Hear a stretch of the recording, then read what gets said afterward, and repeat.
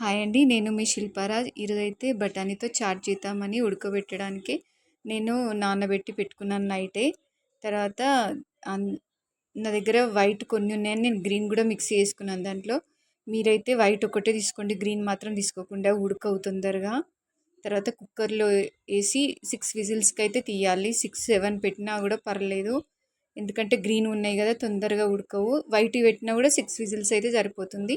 దానికైతే ఆనియన్స్ తీసుకున్నాను, నా దగ్గర చిన్న చిన్నవి ఉన్నాయి కాబట్టి ఒక 4 తీసుకున్నాను, 4, 5. తర్వాత చాప్ చాపింగ్ దాంట్లో చాప్ చేస్తాను నేను వాటిని. తర్వాత ఒక టమాటా తీసుకున్నాను, టమాటాను కూడా సన్నగా కోసి పెట్టుకోవాలి. తర్వాత చాప్ చేసిన ఆనియన్స్ వేసుకోవాలి, ప్యాన్ పెట్టుకొని ఆయిల్ వేసుకొని దాంట్లో వేసుకోవాలి. ఇంకా దీనికి జీలకర్ర ఆవాలు అయితే ఏం వేయడం అవసరం లేదు, ఎందుకంటే పొడి వేస్తాం కాబట్టి. తర్వాత టమాటా వేసుకున్నాను. కొంచెం ఉల్లిగడ్డ మగ్గిన తర్వాత టమాటా కొంచెం మెత్తగాడానికి సాల్ట్ అయితే వేసుకున్నాను నేను. తర్వాత కొంచెం మూత పెట్టుకొని మగ్గనిచ్చుకోవాలి.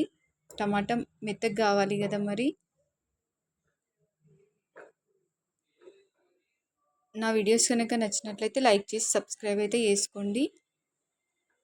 తర్వాత మెత్తగా అయిన తర్వాత కొంచెం కారం వేసుకోవాలి, మీరు తినేదాన్ని బట్టి కారం వేసుకోండి.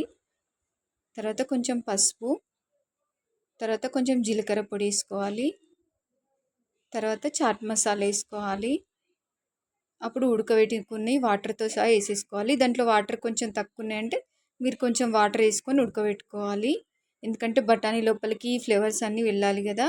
పైనుంచి కొంచెం కొత్తిమీర వేసుకున్నాను నేను.